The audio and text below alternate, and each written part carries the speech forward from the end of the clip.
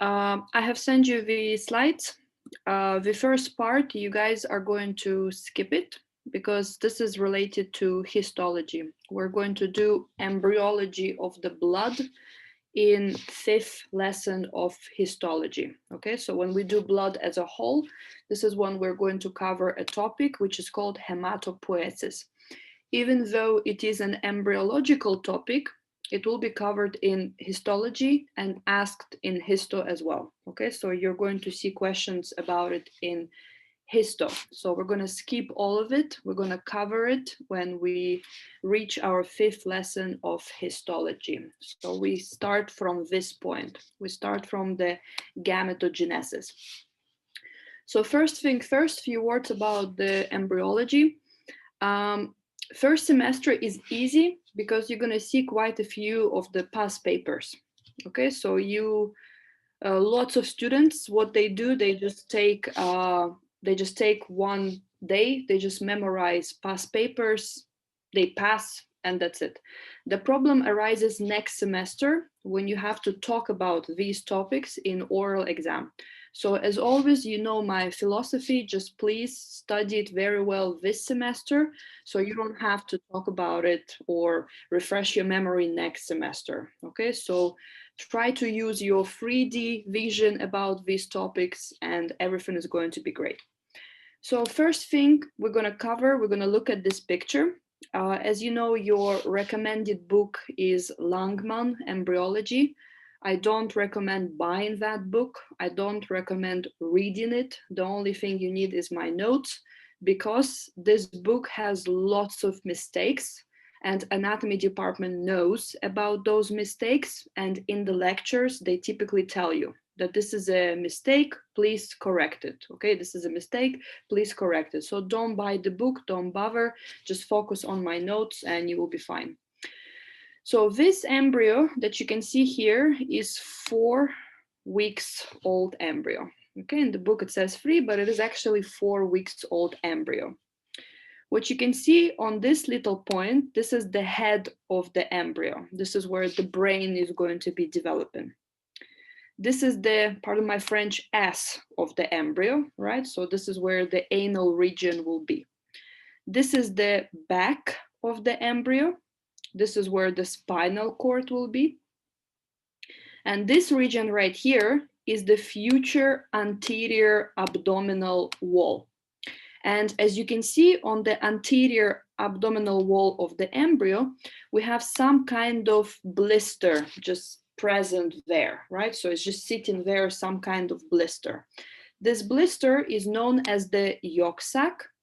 And you need to remember that it arises on day 14 of embryological development, but it disappears during the 3rd month of embryological development. As you can see, if you look at your anterior abdominal wall right now, there is no blister. There's just your skin and muscles and that's it. But in embryo, from 2nd week until 3rd month of embryological development, we can see that there's some kind of blister present there. This yolk sac is very important. We'll talk about its functions as we go. Where is the heart of the embryo? We're going to learn about the heart next semester, but you can see that the heart has a very weird position.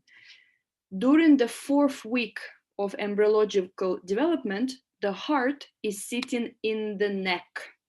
So our heart develops right here. And next semester, we're going to learn that something will be pushing your heart way down into the thoracic cavity. As a result, all of the vessels which are coming from the heart, they are very long. Look at your carotid arteries, look at your subclavians, they're very elongated. Why? Because the heart was pushed all the way down into your thoracic cavity. But it started to develop in the neck, right? So is it clear until this moment? So head, heart, back, front, ass, etc. Where is the embryo is sitting? This cavity, which is the home of the embryo for 9 months, this is known as the amniotic cavity. And for sure, in lots of movies, you heard the sentence, my water broke, right? They say, my water broke. What does it mean? It means that this amniotic cavity has ruptured. So now all of the amniotic fluid is exposed to the outside. The embryo is ready to be born. This little cord-like structure, as you can see, is connecting to this area of the embryo. This is the future umbilical cord. For now, it has a different name, but this is where the umbilical cord will be. That means that this little tiny dot right here, this is the future belly button, right? So that's where the belly button will be. Is it clear? Yes. Okay. The process that we're covering right now is known as the gametogenesis. So production of gametes. Anybody knows what are gametes? Haploid cells. Yeah, so these are the sex cells. We have two types of gametes. We have the oocytes in the female, and we have the spermatozoa in the male. They are haploid. What does it mean that they're haploid? It means that they only have one set of chromosomes. So if I look at the oocytes, every single oocyte has only one chromosome inside, and this chromosome is an X chromosome. 100% of the oocytes, all of them, doesn't matter which one are you going to look at, inside of it you'll find one set of chromosomes. This is going to be the X. What about for spermatozoas? It depends, because 50% of the spermatozoas could have X chromosome, while another 50% of the spermatozoa could have Y chromosome. So the sex of the embryo, the gender of the embryo, what does it depend on? On the male, on the spermosomes? It depends on the spermatozoa. It depends which exact spermatozoa has fertilized your oocyte, right? Because as you can see, for oocytes, all of them are X. If spermatozoa carries X as well, and it fertilizes your oocyte, you have a diploid cell, which is now carrying two X's. This is a future girl. If spermatozoa carries Y chromosome and it fertilizes your oocyte, now you have a male because it has X from the oocyte and Y from the spermatozoa. So do you understand the meaning of the haploid and diploid, right? So diploid is XX or XY. Haploid is whether you have X or Y. 100% of the oocyte population have X chromosome only. 50% of spermatozoa have X, 50% have Y. Gametogenesis means production of gametes. It means how exactly are we making oocytes, how exactly are we making spermatozoa. That's what we're going to be covering today, okay? So how can I make an oocyte and how can I make spermatozoas? The problem with embryo, the problem with this course, is that you constantly have to ask yourself two questions. If we're talking about oocyte, for example, right? We have to ask ourselves two questions. Where does it come from? And what does it give rise to?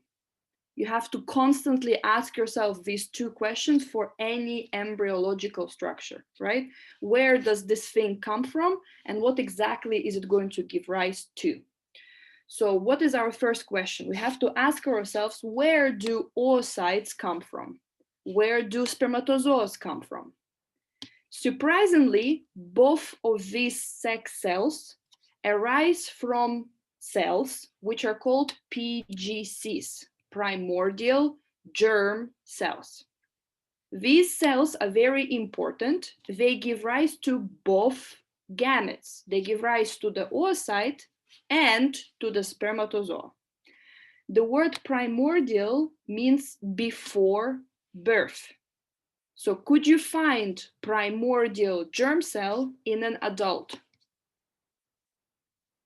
If you see a question like this, if you see a statement like this in the embryo exam, PGCs are present in adult. Is it correct statement? False. It is a false statement, very good, because PGCs are only present in embryo. That means that these cells, these primordial germ cells, if they give rise to the oocytes and to spermatozoas, this process has to happen in embryo. It has to happen during embryological development and not when you're adult. But it's a bit actually also tricky, because in men, as you know, we make spermatozoas constantly. The man will be dying on the bed, okay, but still be able to produce spermatozoas. For female, we are born with a certain number of the oocytes, right? So we can't make them as an adult. So is this point clear? Where do oocytes come from? They come from PGC. Where do spermatozoas come from? They also come from PGCs. Now, how do you know that PGC will give rise to the oocyte? You have to look at its chromosome. PGCs, unlike the gametes that they give rise to, are actually diploid. These cells actually have two sets of chromosomes. Let's imagine that I have a PGC here, and inside of this PGC, I have a diploid set of chromosome. It is an XX. This PGC will be undergoing division. It will have to divide. As a result, it gives rise to two cells now, and each of the cell carries X chromosome. How do you call these cells? Oocyte. Very good. You call them oocytes. Why oocytes and not spermatozoa? Because 100% of these cells have X chromosome. So how do I know that PGC will give rise to the oocyte? If it carries X chromosome. Only in that case, PGC will give rise to the oocytes. Let's look at a different scenario. I have a PGC here, a primordial germ cell, and it's not carrying XX, it is carrying XY chromosome. This cell has to divide, it has to split, it has to give rise to two new cells. So I have one cell here and I have one cell here. What will be the chromosomes in these cells? X in one of them, X and Y Y. in the other. X in one, very good. Y in another. So you one can see that, oocyte and one sperm cell. no, you can see that as a population, 50% has X chromosome, 50% has Y chromosome. This is a population of cells. This is a one society of cells. If you look at it, 50 or half of them have X chromosome. 50 or half of them have Y chromosome. What does it describe? Does it describe oocytes or spermatozoas? Spermatozoas. Spermatozoas. So do you get what I'm trying to tell you? If PGC has XX chromosomes, the only thing that it can give rise to are oocytes, because when it splits, it gives you two cells. One has X, one has X. That's it, right? If PGC has XY chromosomes, when it splits, one cell has X, one cell has Y. 50% of the cells have X, 50% has Y. What are we describing? We're describing spermatozoa. So the cell that arises from PGC depends on the chromosomes that PGC carries. Okay, this is a very important sentence. The next thing that we need to talk about is, where do PGCs come from? Because you remember what is wrong with the embryology. We constantly have to ask ourselves, where does a thing come from? How old was this embryo? 4 weeks. 4 weeks old. Let's draw an embryo which is 2 weeks old. So 2 weeks before this moment. How do we call the top cavity? Amniotic. Amniotic will always be at the top. How do we call the bottom cavity? Yolk sac. Yolk sac. It's always at the bottom. What should be here connecting you to placenta? Umbilical. Umbilical cord is right here. In the middle, in this area, this is where the embryo should be, right? This is what we see in this picture when an embryo is 4 weeks old. But this embryo is 2 weeks old, and it only consists of 2 layers. The top layer is called epiblast. The bottom layer is called hypoblast. So an embryo during the 2nd week of development only consists of 2 layers of cells, the top being epiblast, the bottom being hypoblast. Together, these 2 layers are called bilaminar germ disc.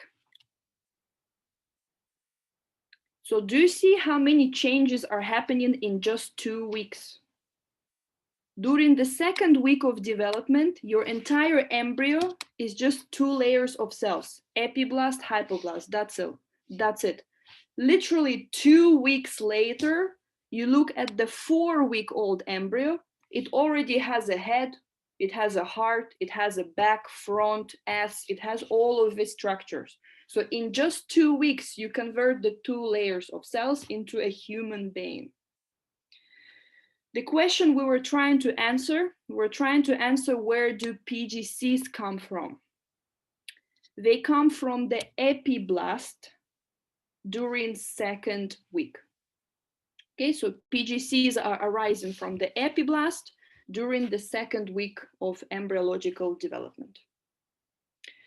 Let's recap it quickly. What are gametes? Sex cells. Sex cells. Sex cells are your oocyte and your spermatozoa. Which chromosomes are present in the oocyte? XX. X. X only. Oocyte is a haploid cell. It cannot have XX. It has to have X only. So 100% of the oocytes, they have 1 chromosome inside, which is an X. Which chromosomes are present in the spermatozoas? X and Y. 50% can have X, 50% Y.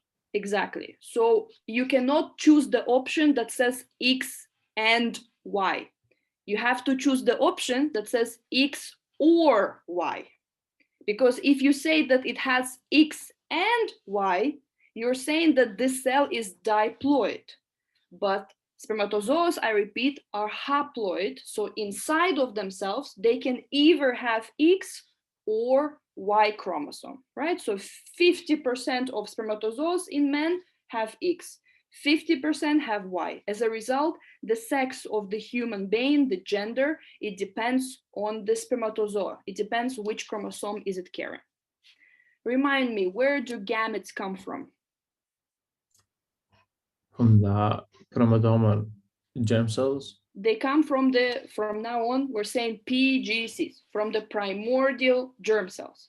Primordial germ cells, are they haploid or diploid? Diploid. They're diploid. If I want to make oocytes out of the PGCs, which chromosomes should PGC have? XX. XX. If I want to make spermatozoas out of the PGCs, XY. they should have XY. Is it clear? Where do PGCs come from? Epiblast. When? Second. Now, the area where PGCs become the gametes, this is your future testes or ovaries, right? Because where are my oocytes? They're in the ovaries. Where are my spermatozoas? They're in the testes. So the area where PGCs should convert to become spermatozoa or ovaries, it's there. In embryo, testes or ovaries have a name, and that name is called gonads. Okay, so gonads. Gonads are pairs of organs that could be testes or ovaries, depending on what do you have inside. Okay, so gonads, that's what they are. So even though PGCs arise from the epiblast during the second week, that's not where they are going to stay. They have to move to the gonads. Okay, so they have to go to the gonads. So how are they going to do so? During the second week, PGCs come out from the epiblast. For Professor Antle, next semester, it's very important that you say they detach from the epiblast and start to migrate around the wall of the yolk sac. This is why during 4th week of embryological development, you can see PGCs on the posterior wall of the yolk sac. So it takes them 2 weeks to come from the epiblast, detach, migrate around the wall of the yolk sac, and reach the posterior wall of the yolk sac. How do you know that this is posterior wall and not anterior?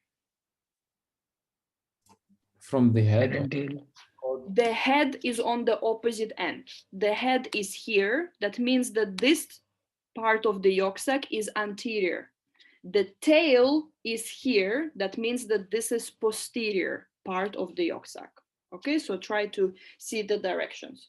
So we said that PGCs come from the epiblast, second week, migrate around the wall of the yolk sac, reach posterior wall of the yolk sac during 4th week. Where are they going? Why are they detaching? Why are they migrating? They are going towards the gonads. Next semester, we're going to learn that gonads are located right here in the lumbar region of the embryonic back. So PGCs are going towards the gonad. How long, in how long will they reach this area? 1 more week. So during the 5th week, they are actually reaching the gonads. So 3 numbers are crucial for you. Second week, PGCs come from the epiblast. 4th week, you can see PGCs in the posterior wall of the yolk sac. 5th week, you can see that PGCs have reached the gonads. Is it clear? There's something called polar bodies, and there's like one question, but I guess it's important. So on this picture, you can see the overview of the spermatogenesis and oogenesis. Without going too much details into this, I want you to understand that in men, everything is great. Every time you see a parent cell, it gives rise to 2 daughter cells, and everything is great. All of these cells are normal, functional, everything is amazing. The problem is in the oogenesis, because every time the oocyte divides, it gives rise to one normal looking oocyte and one oocyte with little to no cytoplasm. You can see that this oocyte is looking a bit small. Why? Because it doesn't have the cytoplasm, or it has, but very little amount of it. So the oocyte, which has little to no cytoplasm, has a name. It is called polar body. I do not want you to confuse it with genetics, because in genetics you also have a polar or bar body. Bar body or polar body in genetics is inactive X chromosome, as you remember. Okay, so it's something different there. This is not that. In embryology, polar body is just the oocyte with little to no cytoplasm. But take a look. Every time the oocyte divides, it gives you one normal oocyte and one polar body. But why polar body is dividing? Do you see? It also gives rise to 2 more polar bodies. How is it capable of division? Nucleus. Very good. It still has the nucleus. We said that it has little to no cytoplasm, but is there anything wrong with the nucleus? No, the nucleus is intact and functioning. So in the exam, especially next semester, be careful here. They can trap you and say polar body is inactive. it's not inactive. It's very active because it is capable of division. It does divide and give rise to 2 more polar bodies. So take a look at the oogenesis. We have 1 parent cell and 4 daughter cells, the same as in the male, 1 parent cell, 4 daughter cells. But in male, these 4 daughter cells are functional. They can function properly. In female, only 1 oocyte is functioning because unfortunately, you do need cytoplasm to be a normal looking cell. So in female, every time the oocyte divides, it gives rise to only 1 functioning oocyte and 3 polar bodies. Is it clear? Let's talk about spermatogenesis. I will draw it for you a little bit. Okay, so could you remind me, where do spermatocytes come from? PGCs. And these PGCs are very special because they actually have gametes. And Y. They have X and Y. They will give rise to spermatozoas, but inside they have X and Y chromosomes. When do the PGCs arise? In the second week. Second week. When do they reach the gonads? Fourth week. 5th week. 5th week. Because during the 4th week, you can see them at the posterior wall of the yolk sac. What are gonads? Future ovaries or testes. It is your future testes or ovaries. In the next semester final oral, Professor Antel will not accept anything unless you say undifferentiated sex organs. Okay, that's his answer. Gonads are undifferentiated sex organs that could become testes or ovaries, depending what you're cooking in them. So how does a gonad look like? How does a gonad in embryo look like? Very easy. It's a circular structure, which is paired. We have 1 on the right, 1 on the left. Think about testes, think about ovaries, right? They're circular paired structures. On the surface of the gonads, we have simple cuboidal epithelium. And this simple cuboidal epithelium is important, especially in the female, because only in the female it has a name. So gonads are present in both, in male and in the female embryo. But only in the female embryo, this surface cuboidal epithelium has a name. It is called germinal epithelium. I think you can see, right, that we have lots of germ, right? Primordial germ cell, bilaminar germ disc, etc. This word is very important in embryo. So I repeat, this is your gonad, 1. You actually have 2. On the surface of this gonad, you have simple cuboidal epithelium, which in female embryo has a name. It is called germinal epithelium. But what is in the core of the gonad? What is inside? What is actually the consistency of the gonad?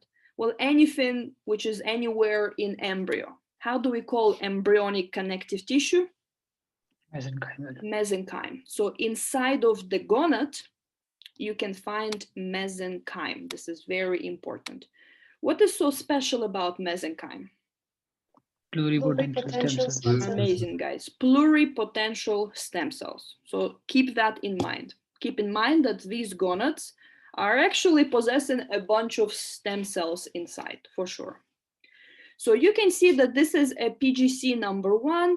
There is another PGC somewhere here carrying XY chromosome, and there is another PGC carrying XY chromosome as well. So this is approximately the beginning of the 5th week. So these PGCs have reached your gonads. Now they're ready to invade it. They're going to go inside the gonad, or gonads, right? Because there are 2 of them, I repeat. I hope it's clear that there are 2 of them. And these PGCs, as you can see, carry XY chromosomes. They come into the gonad. And now, very important point. Do they start dividing mitotically or meiotically? Mitotically. Very good. they have to start dividing mitotically first. If you are wondering why, very easy. The amount of PGCs which is reaching the gonads is very little. We want to make as many replicas of them as possible to make sure that they can fill up this entire area, so they can fill up the gonads. So I repeat, when PGCs reach the gonads, they invade the gonads and start to divide mitotically. They make exact replicas of themselves. From now on, PGC looks like a dot because I don't have room to draw it, yeah? So you're gonna see that they look like a dot. Do you see this dot? This is a PGC.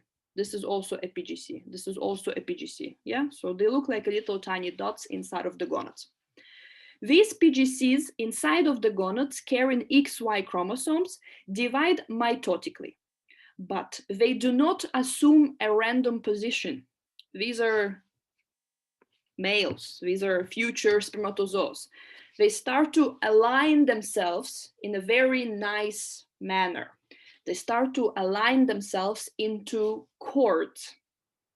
This is a famous Professor Antol's question. He loves asking this next semester.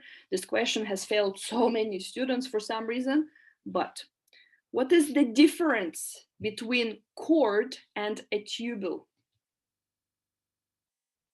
How can you know that you're looking at a cord or at a tubule? Maybe contain vessels. Eh? Tubule is empty, but cords are not. Say better. You're Like almost there. not empty, like they're hollow. They have a lumen. Yeah, Tubules have a lumen. Cords do not have a lumen. Look at my, I don't know, charger cord. If I cut it, you're absolutely right. It is filled with something. There are wires right now inside, right? So it does not have a lumen. It is actually filled with something.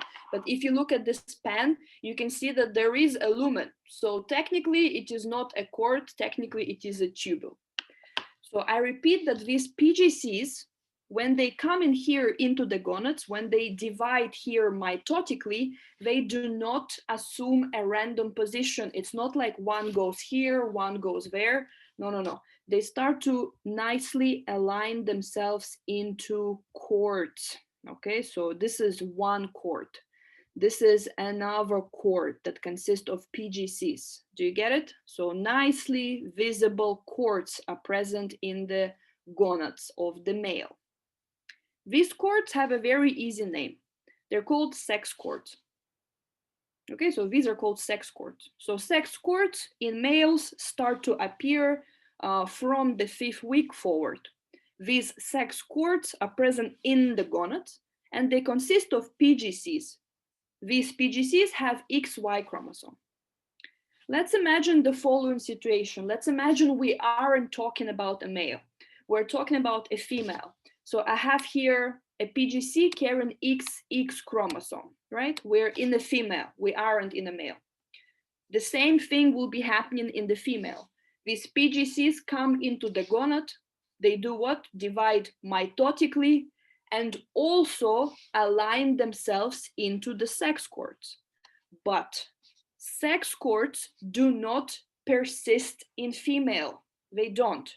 They immediately dissociate into clusters. So I repeat it. In males, sex cords that consist of PGCs stay for some time. In female, they don't. The PGCs align into the sex cords, but then immediately dissociate into little tiny clusters.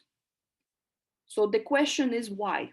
Why sex cords persist in the male, why they stay in the male, but in the female, they immediately disintegrate into clusters. Professor Rosa will ask you a question differently. She will look at you as a female and she will say, why are you a female? So let's try to answer that. Let's imagine we're next semester, C chance, I'm stressed as hell, and that's the question I get. Why are you a female? So what do you think, guys? Why am I a female? There's no Y Very good. chromosome. Majority of the students will say because I have XX chromosome. but that's actually a false way to say. It's very sexist, but that's true. I'm a female not because I have XX chromosome. I'm a female because I don't have the Y chromosome. That's why I'm a female. On the Y chromosome, if you draw it, this is your Y chromosome. The short arm of the Y chromosome is very special. On the short arm of the Y chromosome, there is a gene right here. And this gene is called SRY gene, or in other words, sex determining region of the Y chromosome. So basically, on the Y chromosome, you have the region which is responsible for the sex. This sex determining region of the Y chromosome is coding for a testis determining factor, or TDF. TDF is needed for the sex cords to stay. You need TDF to stay as the sex cords. So let's repeat because it's very confusing. I have PGCs carrying XY chromosome. They come into the gonads during the 5th week. They divide mitotically, but they don't assume a random position, right? They align themselves into the sex cords. To stay in the sex cords, these dots, these PGCs carrying XY chromosome, need TDF. To persist as the sex cord, you have to have TDF. Who can give me TDF? Sex determining region. But where? On the Y chromosome, on the short arm of the Y chromosome. So to paraphrase the question, why sex cords in the female do not persist? What is the simple answer? Because we don't have TDF, because they don't have TDF.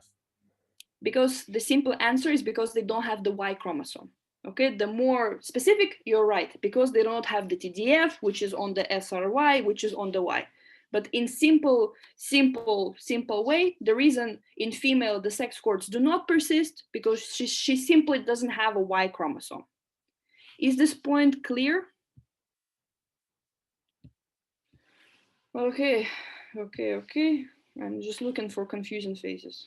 The confused faces. Can I see confused faces? Doctor, I have one more question. Yes. You know, in PGC, I got like confused. What are these exactly? They're cells? Yeah, that produce either XX or XY. No. You cannot produce XX or XY. XX is a chromosome which is in the nucleus of a cell. So PGC itself is a cell that has a nucleus, and in that nucleus you can have XX or XY. What PGC does give rise to, it gives rise to the oocytes or spermatozoas. Okay, so now we just reached the point that these PGCs are just sitting in the sex cords, and what's going to happen next, right? So tell me, these sex cords persist.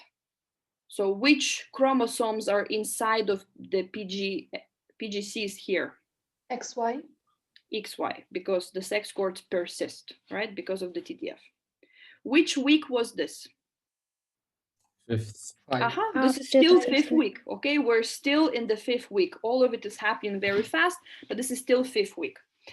In the same time, during the 5th week of the embryological development, you're going to see that some cells of the surface epithelium are going to detach and go into the gonad.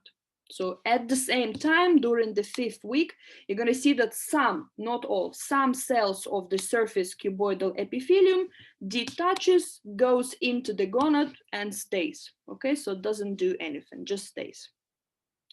Okay, this was 5th week. When do you think is the next step? 6th week. That's what you could guess. Anybody else? 7th week. Not 6th, not 7th week. 9th week, I guess. No, guys, not even 9th week. Puberty? 14. Very good. Somebody said it. The next step is actually at puberty. We don't do anything Nothing is happening to the sex cords until your boy is born. And not only born, actually reached approximately 12 to 16 years old. Okay, because everybody reaches the puberty differently. Not sure if you know, but we always say in English that I am hitting a puberty, right? I hit the puberty. Why do we say I hit the puberty? Because this process is very sudden, especially in boys, because they go to sleep as a boy, but they wake up as a man. The first symptom that your boy has reached the puberty is that they start to wake up with erections, right? And why do boys have erection? Well, testosterone. Okay, so testosterone starts to flow through the body. So the next step is the puberty. Puberty, unfortunately, is responsible for lots and lots of flowing testosterone in the body. And this testosterone forces your sex cords to acquire a lumen. It forces them to get a lumen. So the presence of the testosterone during puberty forces the sex cords to get a lumen. Can I call them cords? No, it's the kind of tube. I can't call them cords because now they have a lumen. So I should call them tubules. The name of these tubules, they're called seminiferous tubules. So a question for you guys. Seminiferous tubules are present at birth, correct? No, only during No. puberty. Absolutely right. According to anatomy department, it is not present at birth. You're gonna come to the 4th year urology, they are present at birth. Because we have a bit of a testosterone in embryo, we do, okay? How can I convert this embryo into a boy? I need testosterone. So this is why I really love the difference between theoretical years and practical years, yeah? So once you reach the 3rd year, you're gonna realize that so much of the information that we learn in theory years is actually wrong, it's actually useless, okay? So for anatomy department, you're absolutely right, okay? So the seminiferous tubules aren't present at birth. They are gonna be present at puberty. This is why if you palpate, right? So if you touch, if you palpate the testes of a child and you compare these testes to a testes of a male, you will see that the testes of a child are much harder because inside of the testes, there are sex cords. These sex cords do not have a lumen. So as a result, they're like rock solid. But if you palpate the testes of a man, it has seminiferous tubules. Tubules have a lumen, so they're a bit spongy in consistency. So is this clear? Okay, I'm very interested to see what is inside of the seminiferous tubule. Okay, so I really want to see what is inside of the seminiferous tubule. So I take one seminiferous tubule and I do a cross section. I cut it in half. So what are we going to see? So this is a cross section of one seminiferous tubule. There is going to be another seminiferous tubule here, another there, etc. Right? So a bunch of cross sections here. What is this? Lumen. Very good. So don't forget, this is a seminiferous tubule. So in the center of that tubule, there is a lumen. Seminiferous tubule consists of a very interesting triangular looking cells. These triangular looking cells are quite new. And if you're thinking that they are PGCs, you're actually wrong because they aren't. These triangular looking cells have a name. You could call them 3 names. All starts with S. Every single name starts with S. You could call it supporting cell. You could call it Sertoli cell. That's the one that we want. And next semester histology, sustentacular cell. Okay, so supporting, Sertoli, or sustentacular cell. Where did this triangular supporting cell come from? Well, you remember during the 5th week, some surface cuboidal cells have detached, went into the gonad and waited. Well, now you can see what did they wait for. They waited to become the Sertoli cells. So these supporting Sertoli cells, they come from the surface epithelium of the gonad. It's very helpful. Sertoli cell comes from surface epithelium. Okay, that's where they come from. Inside of the gonad, we had a bunch of PGCs aligned into the sex cords, as you remember. So where are these PGCs now? Well, PGCs were in sex cords. This is not sex cords. This is seminiferous tubules. So new place, new me, new name. PGCs changed their name, and now they're going to be called spermatogonia. Spermatogonia. So I repeat, PGCs are called so in embryo. In boys, in adults, they change their name. It's exactly the same cell, but it just changes its name, and now it is called spermatogonia. Where these spermatogonia are sitting? In between Sertoli cells. So this is spermatogonia cell here. This is another spermatogonium. This is another spermatogonium, and another one is here, another one is here, and you get the idea. Yeah, so between the Sertoli cells, spermatogonia are sitting.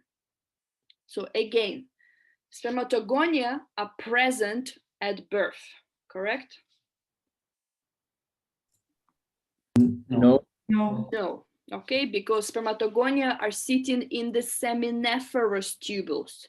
I don't have seminiferous tubules at birth. I cannot have spermatogonia at birth as well. Is it clear that spermatogonia come from PGC? They are basically No. PGC, right? One more thing. All of this is only for the boys, only. Yes, we're talking about boys right now because it's a XY, because this PGC has XY. As a female, I cannot have the Y chromosome for sure. Remind me, where do PGCs come from? Epiblast. Epiblast. Epiblast, very good. So again, we have spermatogonia in the seminiferous tubules. These spermatogonia come from PGCs. PGCs come from the epiblast.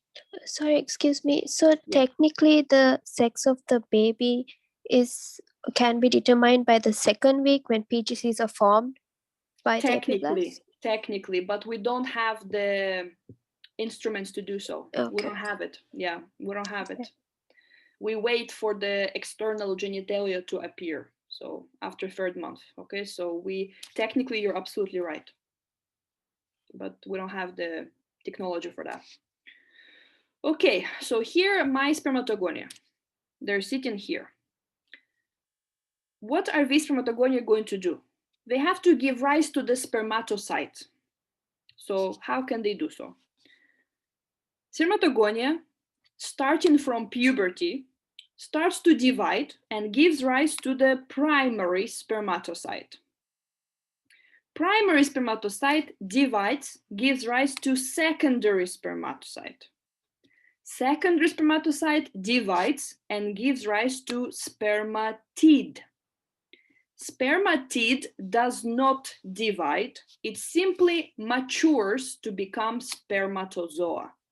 Notice that my spermatozoas are in the lumen, right? So you can see that spermatogenesis, production of spermatozoa, happens between 2 Sertoli cells. That's why they're called supporting, because they support spermatogenesis physically, nutritionally, emotionally, whatever way, okay? So they're gonna be supporting this entire process from A to Z. So I repeat, again, we have 2 Sertoli cells here. Where did these Sertoli cells come from? The cuboidal epithelium. The surface cuboidal epithelium of the gonad, yeah. Why is it called supporting cell? Because it supports spermatogenesis, because it supports spermatogenesis. What are the stages of spermatogenesis? We start with Spermatocyte. spermatogonia gives rise to Spermatocyte. Primary primary spermatocyte, spermatocyte gives rise to secondary secondary spermatocyte, spermatocyte gives rise to spermatid. spermatid. Does spermatid divide to become spermatozoa? No, it No. matures. Mature. It matures. So please remember that. It's very important for the exam. Spermatids are considered to be immature spermatozoa. Okay, that's what they are. They're immature spermatozoas. Wait, what do you mean by matured and unmatured? Mature, it means it has a function. Immature, it means it doesn't have a function. In other words, spermatozoa is adult cell. Spermatid is a baby cell. Mature, immature. We have a third cell. We have Sertoli. We have all of these cells here, and we have the third cell. The third cell is not part of the seminiferous tubule. It is actually located between seminiferous tubules. So this is one seminiferous tubule, this is another. So between them, you can see this cell right here. It's between seminiferous tubules. This is known as the Leydig cell, or another name for Leydig cell. It is also known as the interstitial cell because it is in the interstitium, right? It's not part of the seminiferous tubules. It's simply in the connective tissue between seminiferous tubules. Okay, so this is a Leydig cell. What do you think? Where did the Leydig cell come from? We used surface epithelium to make Sertoli cells. We used PGCs in the sex cords to give rise to spermatogonia. What we haven't used? Mesenchyme? Mesenchyme. So Leydig Mesenchyme. cells are arising from the mesenchymal stem cells. Okay, they're coming from the pluripotential stem cells. That's where they come from. Leydig cells So produce how do you spell it? testosterone. Sorry? How do you spell it? The Leydig cells. Again? How do you spell it? How do you spell it? The How do you Leydig spell it? Sorry. Leydig. Leydig. Leydig cells, they come from the mesenchyme, they produce testosterone. A few words about the Leydig cells. They are the first cells to appear. So even before spermatogonia, even before Sertoli cells, they're one of the first cells to appear because they make testosterone. Testosterone is needed to make male sexual characteristics in embryo. I mean, I need testosterone to grow a penis. Okay, so this is why Leydig cell is the first cell to actually arise.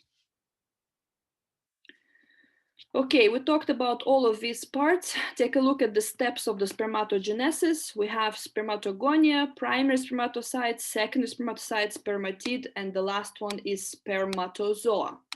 So these are the 5 stages of the spermatogenesis. But in addition to spermatogenesis, we also have spermiogenesis. Spermiogenesis is considered to be the last step of the spermatogenesis. In other words, spermiogenesis is simply maturation of spermatid to become spermatozoa. We said that this cell does not divide, it simply matures. So this process is known as the spermiogenesis. I repeat, for the exam, it's very important. You will see something like this. Spermiogenesis is the last step of spermatogenesis. Correct. Okay, because literally that's what happens. Spermatid matures to become spermatozoa. Here I wrote to you that we actually have 2 types of spermatogonia. We have the type A and the type B. Type A is known as the light cell. Type B is known as the dark cell. Okay, light, dark cell. The beauty of being a male from the reproduction point of view is that you can produce spermatozoas non-stop. Okay, you can make them even when you're 70 years old. They might be very immotile spermatozoas, but they still are there. You still are producing them, okay? So how is it possible that a male, even in his 70s, can still make spermatozoas? The answer lies in a stem cell. For sure, a male has to have a stem cell that is just sitting there and actively dividing. So you need to remember that type A spermatogonial cell will always be a stem cell. That's all it is. This type A stem cell gives rise to type B, and lets type B divide to become primary, then secondary, then spermatid, etc. Type A is always a stem cell. It only gives rise to type B. Let's type B do everything else. Imagine what would have happened if I didn't have type A, if I only had type B. What would have happened? I would have eventually made spermatozoa, right? A male would ejaculate and that's it. You can't make more because there is no type A, there is no stem cell. Okay, so as you can see, that's not the case. The reason you can make more spermatozoa is definitely because of the type A. Very important question that you're going to see not only this semester, but also next semester histology. Spermatozoa is haploid. PGC that gives rise to spermatogonia is diploid. So which cells are which? You need to remember that primary spermatocyte is also diploid. It also has XY. But starting from the secondary spermatocyte, these cells are haploid. Okay, so second spermatocyte, haploid. Spermatid, haploid. Spermatozoa is a haploid cell. Okay, there is something which is called Sertoli cell barrier, or another name for it, it is also known as the blood testis barrier. Blood testis barrier is done to separate diploid cells from haploid. So it is actually located between the primary and secondary spermatocyte. You can imagine it something like this. I have a Sertoli cell here, and I have another Sertoli cell here. Which cell is here? Spermatogonia. This one will be primary spermatocyte, secondary secondary sperma. spermatid, and spermatozoa. Am I right? So what is this blood testis barrier? This is why they don't like to use the word barrier. Barrier implies that it has lots of layers. Yeah, like your blood-air barrier is 4 layers. Your blood-thymus barrier is 6. Your blood-placental layer is like 8 layers. Okay, there's so many layers there is. They don't like to say that it is a blood testis barrier because it consists of one thing. And that one thing is a tight junction between 2 Sertoli cells. You're going to see that this is a Sertoli cell here. This is also a Sertoli cell, and they're just holding hands right here. And as they're holding hands, this creates the tight junction, right? So their plasma membranes are touching each other in these areas. So that creates the tight junction. Above the tight junction, we can see the diploid cells. Below, we can see the haploid cells. The question is, this junction, this blood testis barrier, who is it protecting? Is it protecting the diploid cells or the haploid ones? Haploid. Very good. So blood testis barrier, the Sertoli cell barrier, it protects the haploid cells. From who? From lymphocytes. Very good. From immune cells, from lymphocytes. Haploid cells are weird for our body. How come you don't have another chromosome? Like, what's wrong with you? Okay, so that's what is going on through the lymphocytes' mind. So when they see a haploid cell, they don't just kill it, they want to modify it. They want to make it diploid, which is worse. Okay, you don't just kill, you actually experiment on that cell and make it diploid. So think about it this way. These two are the Sertoli cells. This is where the basement membrane will be, right? Here would be the connective tissue. It will have a blood vessel. In that blood vessel, I can have lymphocytes coming out. What do? They see diploid cells. Everything is normal. below the tight junction, they cannot see anything. If I cannot see, it's not there for lymphocytes, okay? So they don't care. So we're trying to protect the haploid cells. Okay, speaking of spermiogenesis, what is happening? So this is what you're doing, okay? I will describe it on this picture. This picture will for sure come up, okay? For sure, they will bring this picture and ask, what do you see? So spermatozoa is approximately, we have to check the lectures this semester because they always freaking change it. But as far as I remember, last year it was 60 micrometers. Okay, so 60. We have to check the lectures. This is going to be your homework. Okay, so you need to open the lecture and see which number did they put for the length. I gave up trying to memorize them because every year it's different. Okay, so 60 micrometers. So this is the length of the spermatozoa. Spermatozoa consists of the head. In our university, we also have a neck. This is neck region. It consists of the middle piece. Until here, it will be principal piece. And then this will be the tail.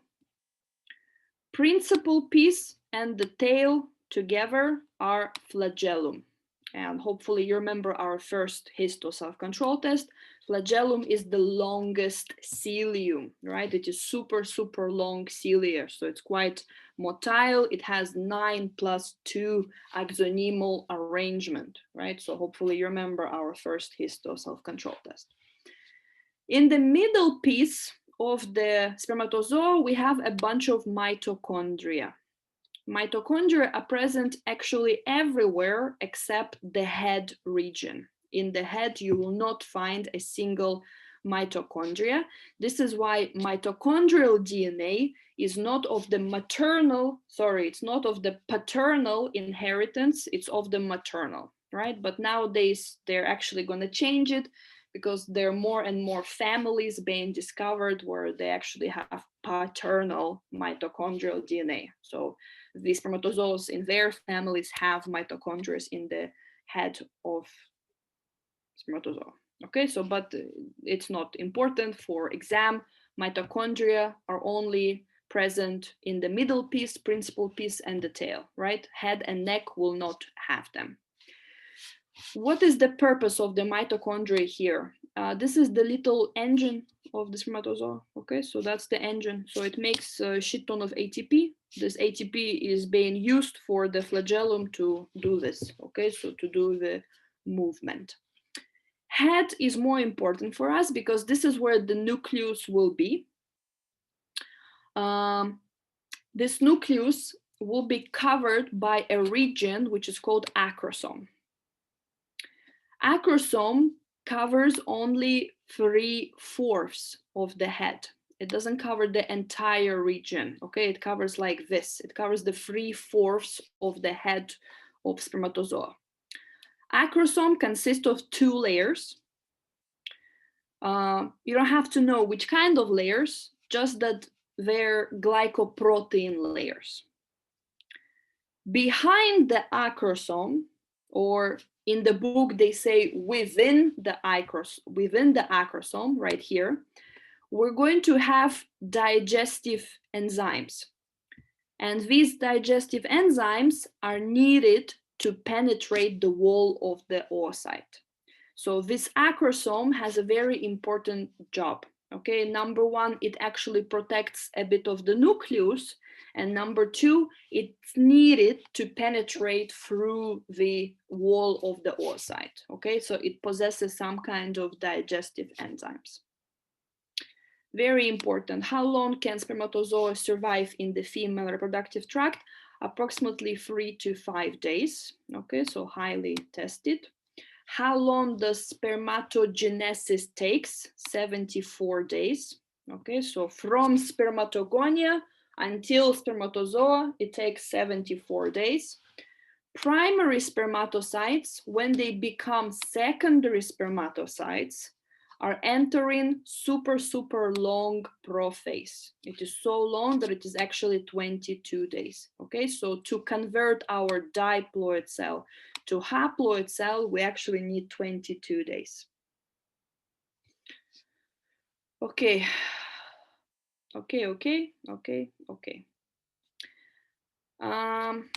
I think it's important to mention this.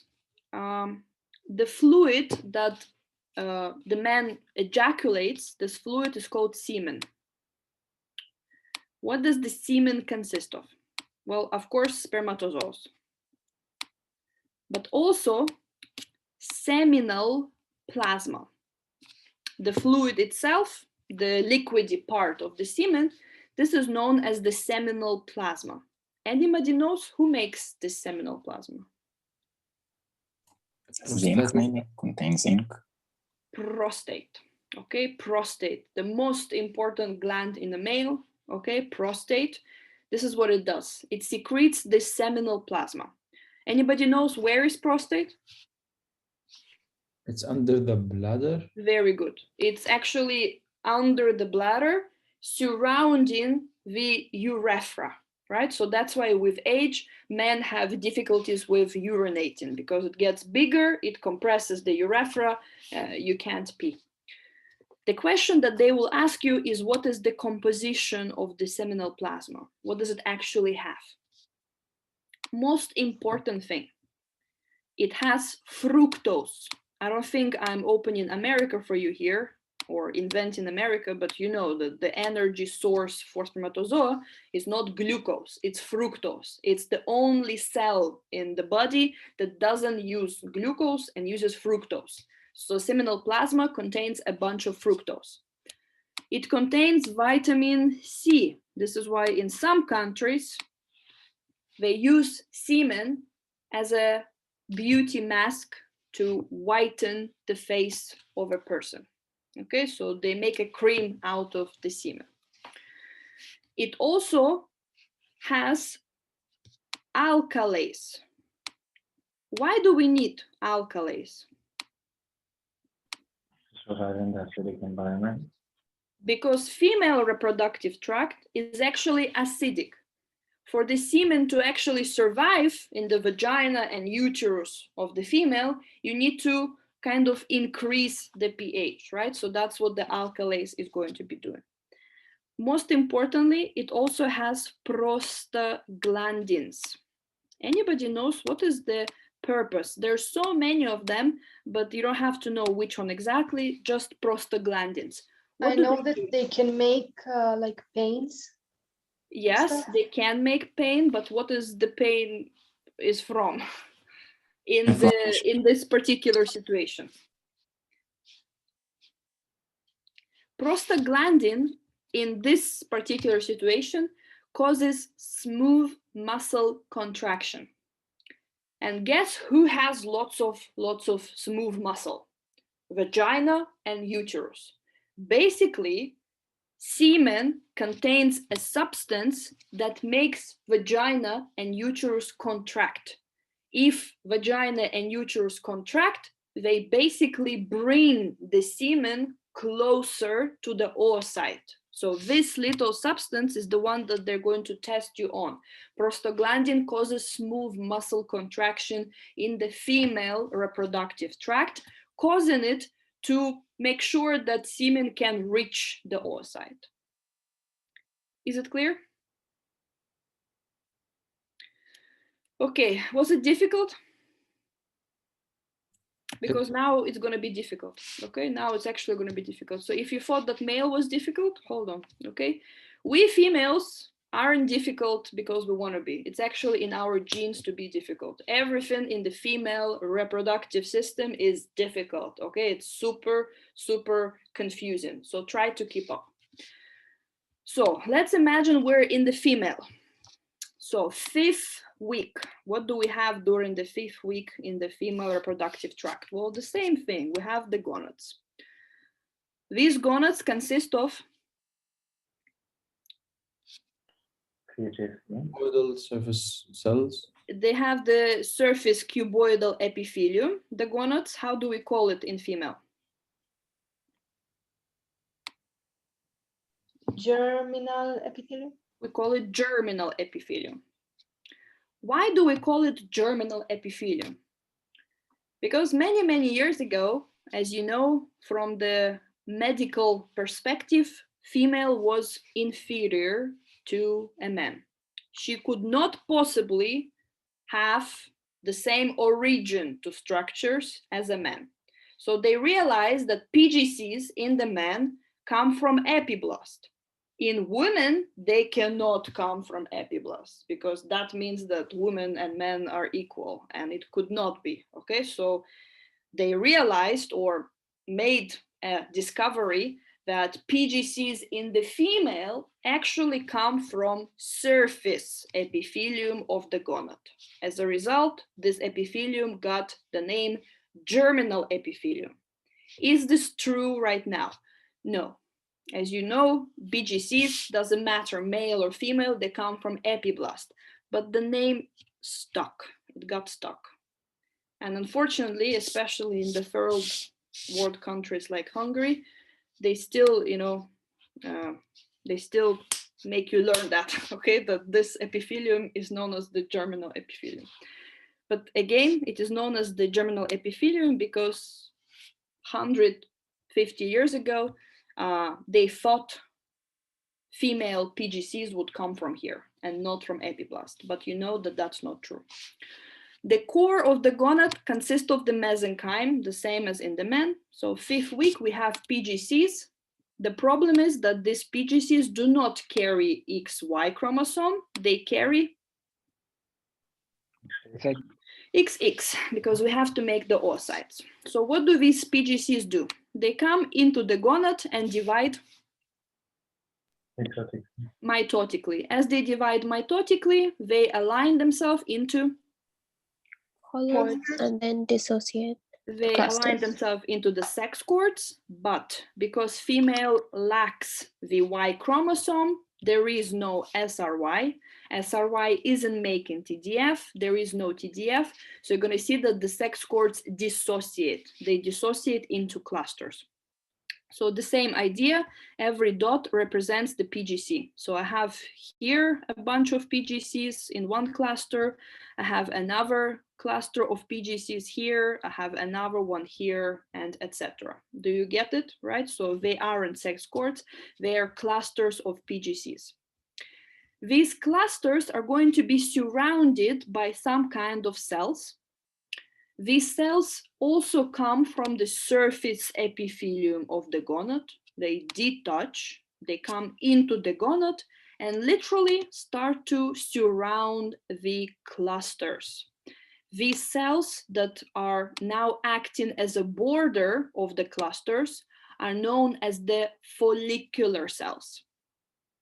So again, if I magnify into this area, I have a bunch of PGCs sitting in the clusters, right? The dots are PGCs.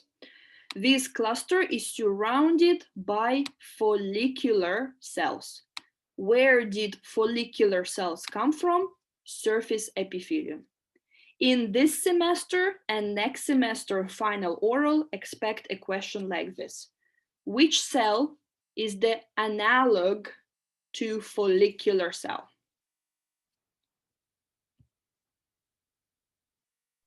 Which cell is analogous to follicular? The supporting cells. Sertoli cell, very good. Supporting Sertoli cell in men. They are coming from the same thing. The only difference is that they're in a man or in a woman, right? So follicular cell is very much similar to Sertoli cell. They both come from the surface epithelium. The only difference is that whether you're a man or female. Okay, what do you think? What is the next step? The next step is that these PGCs during 5th week already start to differentiate into oogonia. In men, we waited until the puberty. In female, we're already late. Okay, so we need to do some additional things. Okay, so you're going to see that these PGCs, they start to divide to become oogonia. Oogonia should divide to become primary oocytes. Primary oocyte should divide to become secondary oocyte. But let me draw it here for you. Okay, so let's imagine that we have one cluster. In this cluster, okay, I'll draw it here. So 5th week, we're looking at one cluster. In this one cluster, I have PGC, I have PGC, I have PGC. Okay, let's imagine 4 PGCs are sitting. In female, we start the process of oogenesis immediately. So during the 5th week, already they start to divide. But to kind of help you, I want you to see what happens throughout time. Okay? So first thing that we're going to do, you're going to see that we're going to look at the 4 month. So the same cluster, but what are the changes in that cluster during the 4th month?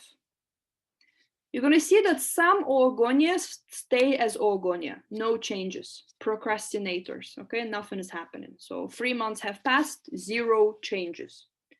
Some oogonia has already differentiated to become, some PGC has already differentiated to become the oogonia, which is normal. Some PGC is like a headless chicken, already became oogonia, and now is actually a primary oocyte. And some PGCs stay as PGC. So I repeat so you don't get confused. Which cells are these? PGCs. And they're sitting in one cluster during the 5th week of the development. We're looking at what happens to these cells throughout time in pregnancy, in embryo, yeah? So what happens to them throughout embryological development? So you look at the same cluster, but this is already 4th month of the development. Which cells can be seen in the cluster during 4th month? Arconium, primary, oocyte, PGCs. So PGC, oogonia, and primary oocyte. Basically all of them except for the secondary oocyte. You need to remember that primary oocyte becomes secondary oocyte at puberty. This is 4 months old embryo. Would you ever see secondary oocytes in embryo? Never. Okay, the maximum you can see is the primary oocyte. Let's look at the same cluster 1 month later. So 5 months old embryo. If you were a primary oocyte, you do nothing. You stay as the primary oocyte. If you were the oogonia, you simply become primary oocyte. That's it. But if you were the PGC that was procrastinating for 3 months, now you have to quickly hurry the hell up to become quickly oogonia, so you can quickly become primary oocytes. So do you see what's happening in the cluster during the 5th month? We can only see primary oocytes. Again, which cells can you see in the cluster during 5th week? PGC. PGCs only. Which cells can you see in the cluster during 5th month? The primary oocytes. Oocytes only. Which cells can you see in the cluster during 4th month? Arconium, Primary oocyte PGC, and what's this? Oogonia. Okay, so you can see PGC, you can see oogonia, and you can see primary oocyte. Are the steps of the oogenesis are clear or not really? Because it's not very difficult. Yeah, so we have PGC. PGC should give rise to the oogonia. Oogonia should give rise to the primary oocyte. Primary oocyte should give rise to the secondary oocyte. Just this step is in puberty. This step is in embryo. Is it clear? When is puberty exactly? It's very it's very interesting question because it depends. Okay, so in girls normally from 10 to 15, meaning that if you had your menstruation at 9, it's abnormal. If you had it at 16, it's also abnormal. So 10 to 15, that's when you hit the puberty as a girl. Okay, I want to count how many primary oocytes have I made in both ovaries during 5th month of development. Okay, both ovaries. embryo, 8. 5 months old. How many primary oocytes are in 8. both ovaries? 8. 8, that's it? Like in what you draw, it's 8. Yeah, but I can't draw all of them, can I? Like, you know, it's just a sympathetic, schematic representation here. But yeah, By 40 by 12, right? I will help you because you aren't even close. In both Okay. ovaries, during 5th month of embryological development, in clusters, if you count every single primary oocyte, you will count 7 million primary oocytes. So 3.5 million in one ovary, 3.5 million in another ovary. I really want you to really focus on that. 7 million primary oocytes. All this primary oocyte has to do, it has to become secondary oocyte. Secondary oocyte has to get fertilized. You have a human being. You have potential 7 million people in 2 ovaries, in one girl. Hungary is 10 million people.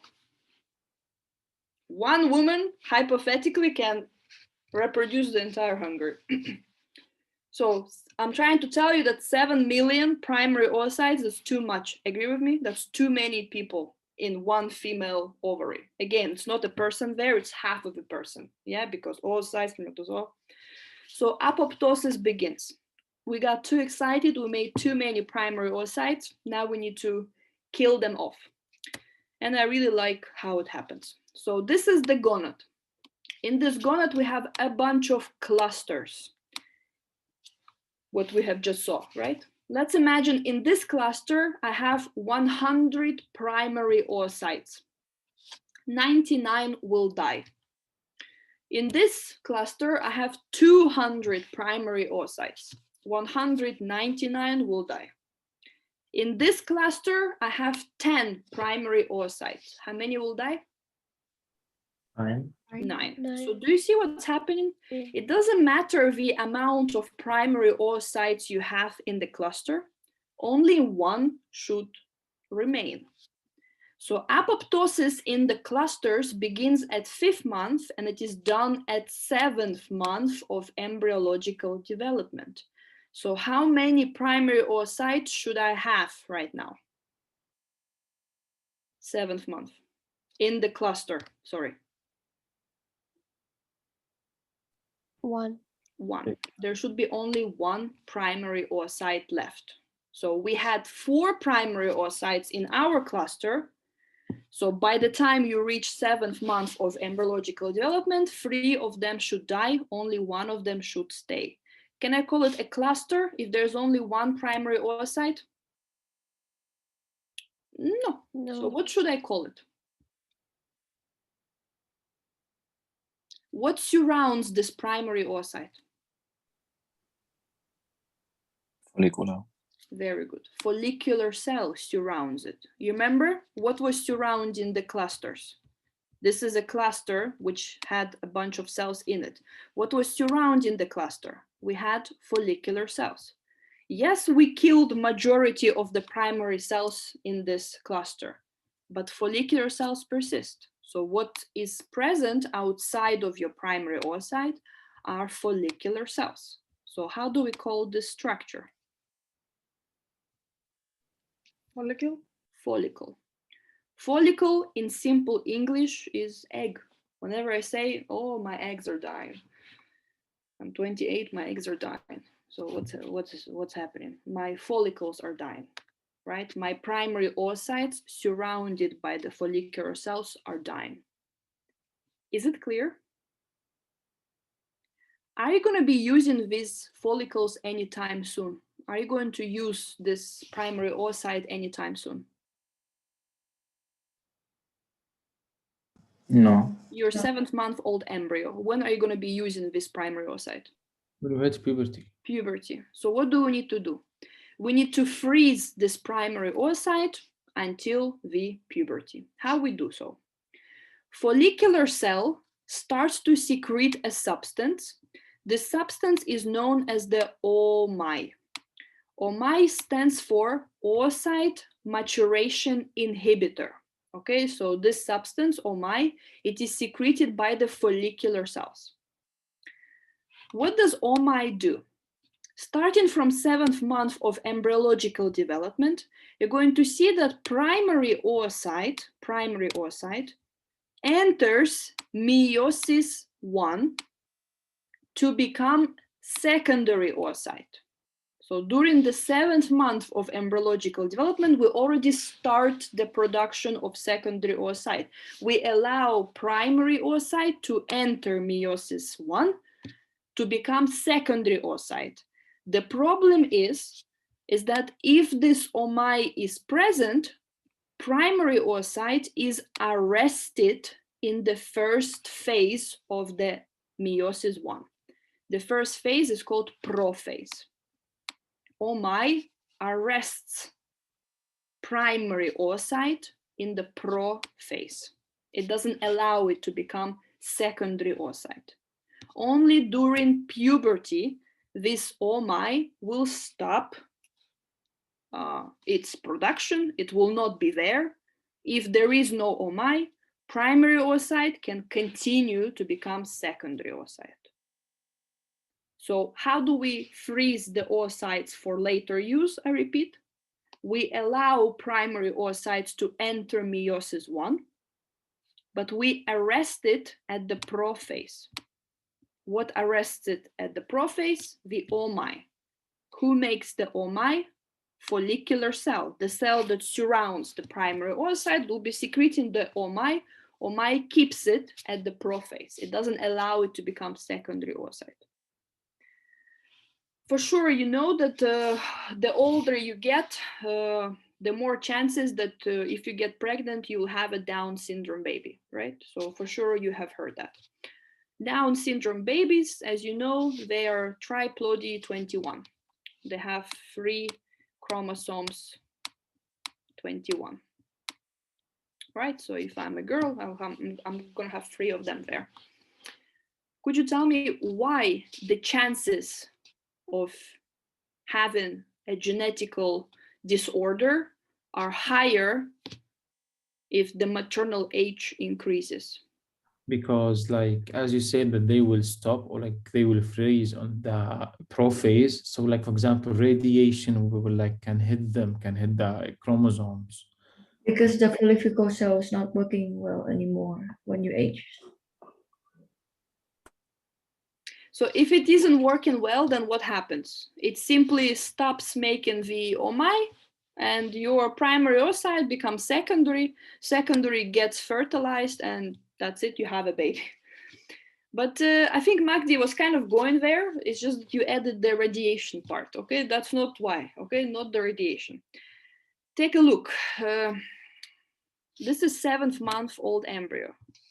You have a 40-year-old female coming to you and saying that she wants to get pregnant. What do you think? The follicles that she has, are they young?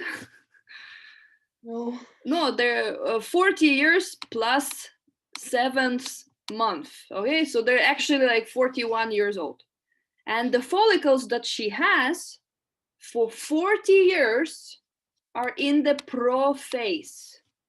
They aren't just a primary oocytes. They're already in the process of becoming secondary. There is something cooking in the nucleus for 40 years. They're trying to divide to become secondary, but OMI isn't allowing.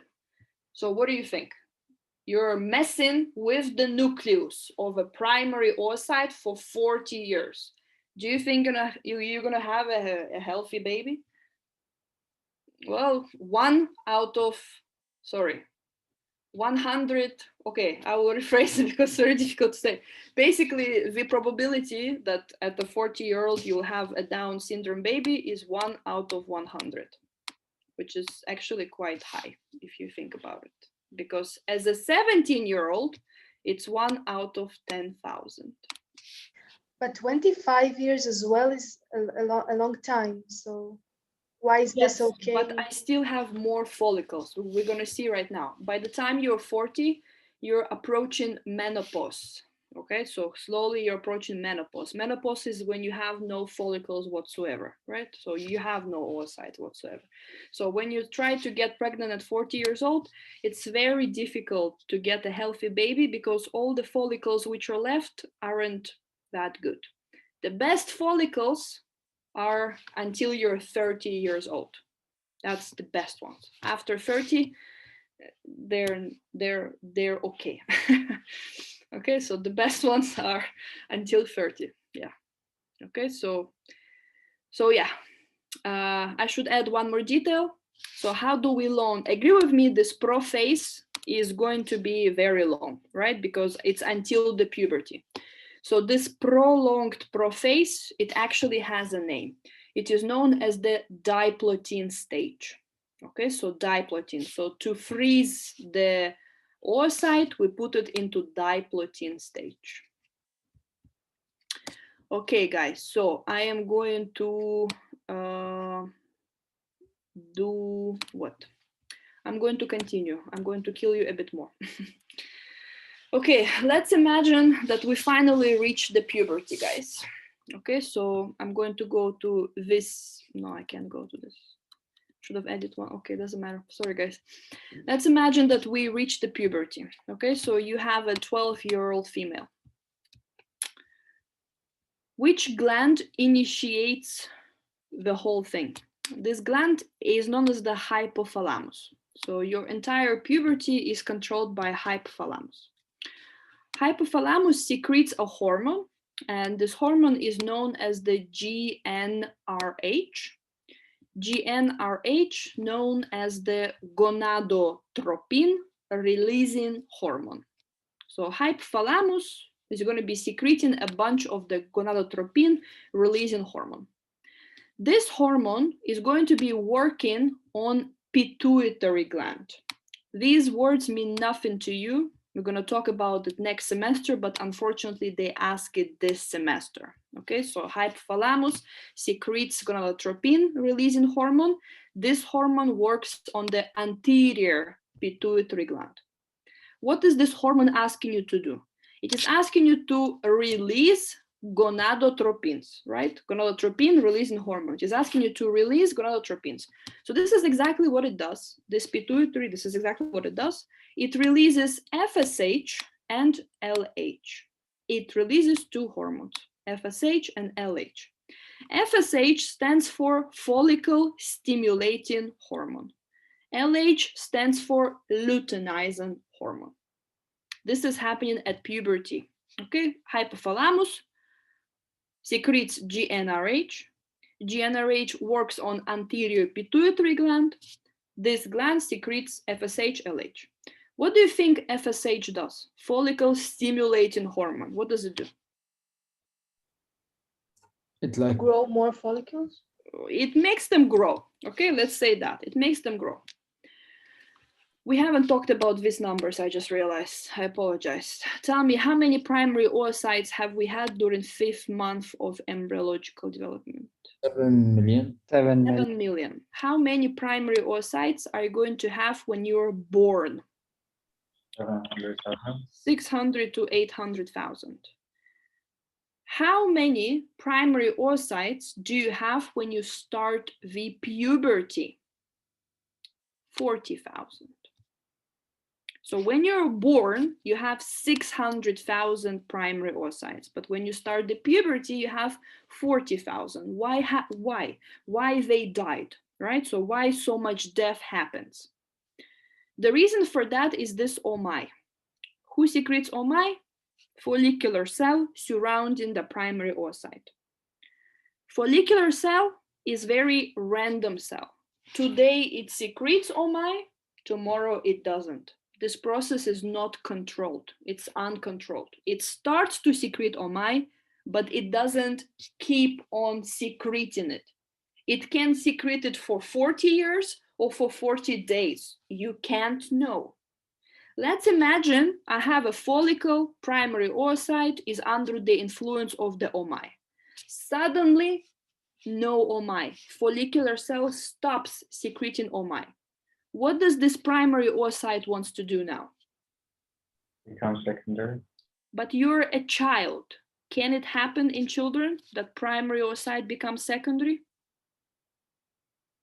No. It can't. Why not?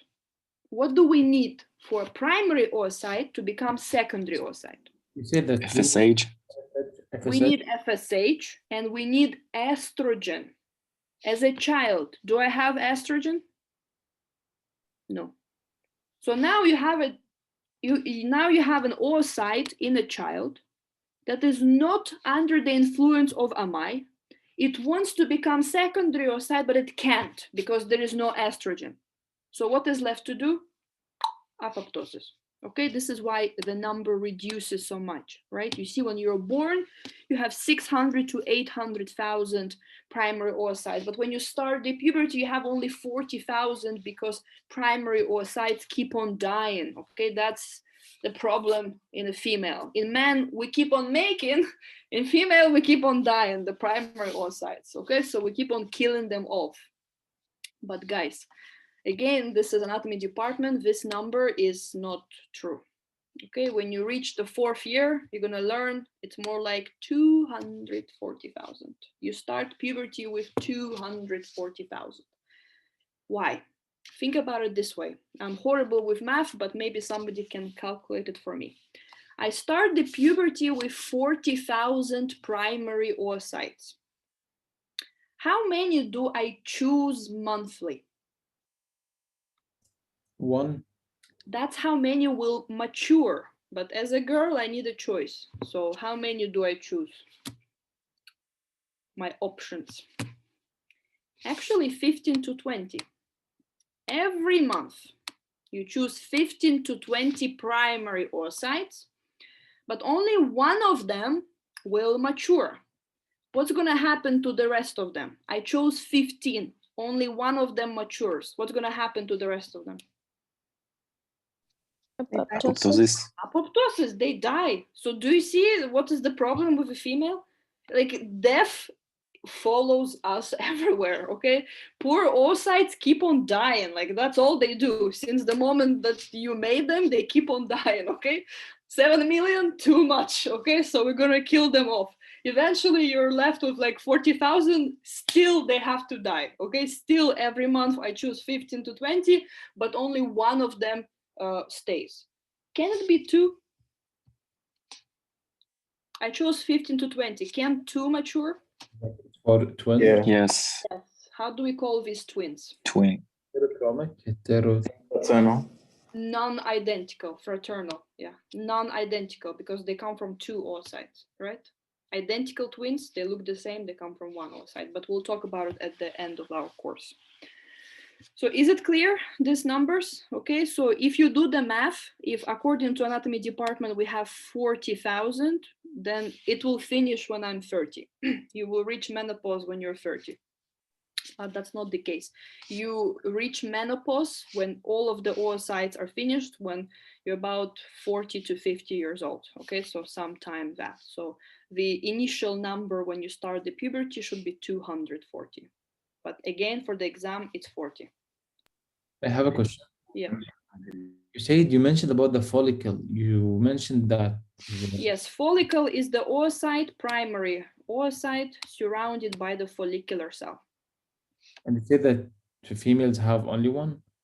No, they had 600 to 800 follicles, 1,000 follicles when you're born, 40,000 follicles when you're starting the puberty. So they are oocytes, the 40,000 oocytes.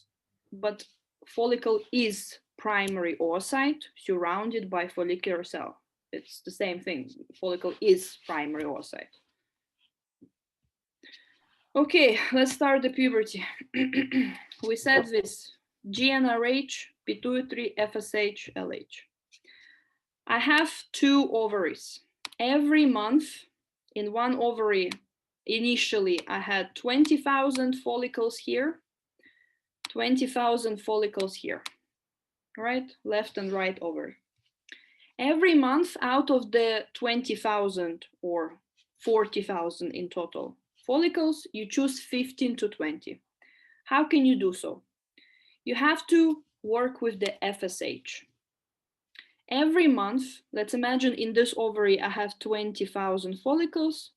Randomly, every month, 15 to 20 follicles raise their hand. They raise the receptors for FSH. So when FSH comes in, it only stimulates these follicles to grow. Is it clear? So how do I choose out of 40,000, 15 to 20 follicles? FSH.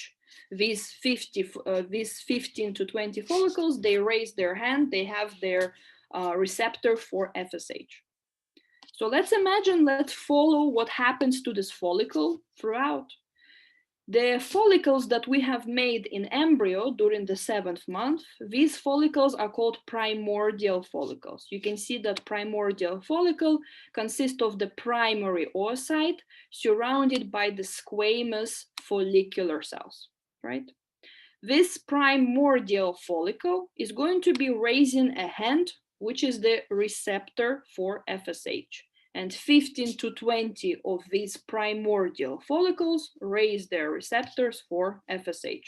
So FSH comes in, it binds to it, and it starts to stimulate this follicle to grow. Primordial follicle, under the influence of the FSH, starts to grow to become primary follicle. This is a mistake in the book. This is a primary follicle. This is the first stage of primary follicle. This is the second stage of primary follicle. But before we talk about it, take a look. What is the difference between primary follicle and primordial? Inside, you still have primary oocyte. This is its nucleus, this is its cytoplasm. But take a look, the follicular cell has changed its shape, right? Under the influence of the FSH, the flat follicular cell becomes cuboidal. In the later stages, what happens to the follicular cells? They aren't simple cuboidal, they start to proliferate and they become stratified cuboidal follicular cells. What is inside? Still primary oocyte. So this is the nucleus, this is the cytoplasm of the primary oocyte. So I repeat, how many primordial follicles do we choose every month starting from puberty? 15 to 20. 15 to 15 to 20 out of the 40,000. Which hormone helps me choose? FSH. For these 15 to 20 follicles, they raise their hand, they raise the receptor for FSH. FSH comes in, stimulates this primordial follicle to become primary. What is the major difference between them? The cuboidal follicle cells grow, or No. flat epithelial change to From Flat flat, they become follicular cuboidal. cells grow to become cuboidal, right? So flat follicular of the primordial follicle grow to become cuboidal. They grow even more to become stratified cuboidal follicular cells. These stratified cuboidal follicular cells, as you can see, they look like little tiny dots. They look like little tiny granules. As a result, stratified cuboidal follicular cells have a name. They're also known as the granulosa cells. These cells right here, they are granulosa cells. Granulosa cells, as you can see, appear at the primary follicle stage. Granulosa cells have a very important job. They secrete a glycoprotein, and this glycoprotein is coating the primary oocyte. This glycoprotein has a name. It is called zona pellucida. Can we quickly draw a primary follicle? What is in the center of the primary follicle? Primary oocyte. Primary oocyte, nothing has changed, right? What is primary oocyte surrounded by? stratified cuboidal. Nope. Flattened Flat epithelial follicular. cells. Nope. Mesenchyme. Nope. Can you repeat the question? Follicular cell. Nope. Can't repeat the Pellucida. question. Not follicular cells. Yes. Zona pellucida. Primary oocytes are surrounded by zona pellucida. What is zona pellucida? Glycoprotein. Glycoprotein. Who makes this glycoprotein? Granulosa cells. Granulosa cells. Where are the granulosa cells? Surrounding the lucida. Surrounding zona pellucida. So on the top of the zona pellucida, you're going to find stratified cuboidal follicular cells, which we call now granulosa cells. This is a primary follicle. Is it clear? So the layers of the primary follicle are from the inner to the outer, primary oocytes, zona pellucida, granulosa cells. I'm missing here a stage because it wasn't in the book, but there is also a secondary follicle stage. So primary follicle becomes secondary follicle. It keeps on differentiating. What is the difference between primary and secondary follicle? Granulosa cells separate to form a little tiny cavity, little tiny antrum. If you see a little tiny cavity here, this is a secondary follicle. If you don't see a cavity in the granulosa cells, this is a primary follicle.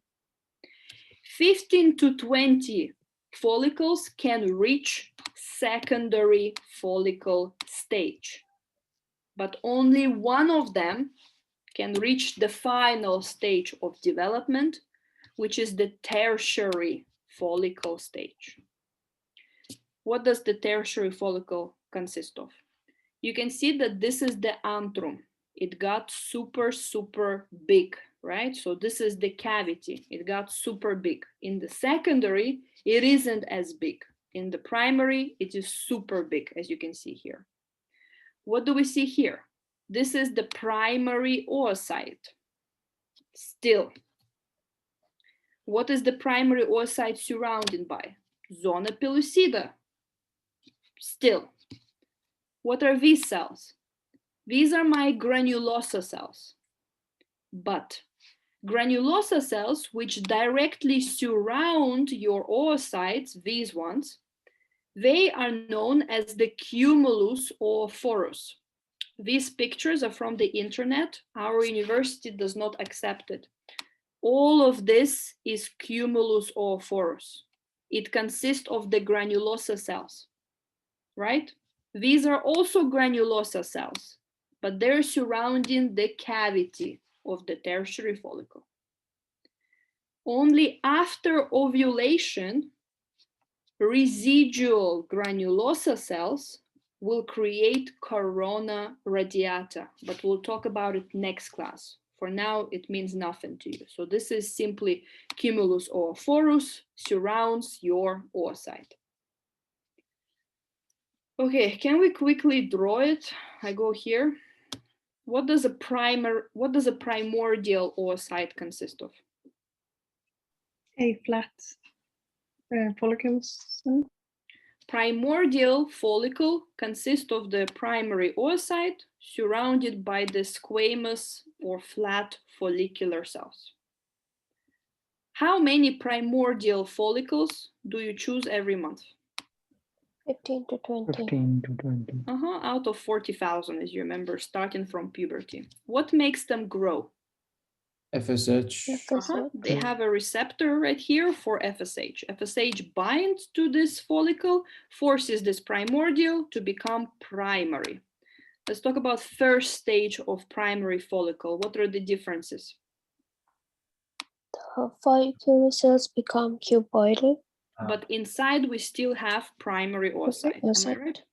So now follicular cells here are cuboidal, simple cuboidal. What is the second stage of primary follicle? Stratified cuboidal. But inside we still have primary oocyte. Primary oocyte. Here we have stratified cuboidal follicular cells. How do we call them? Granulosa cells. What do these granulosa cells do? Secrete. Secrete Zona pellucida.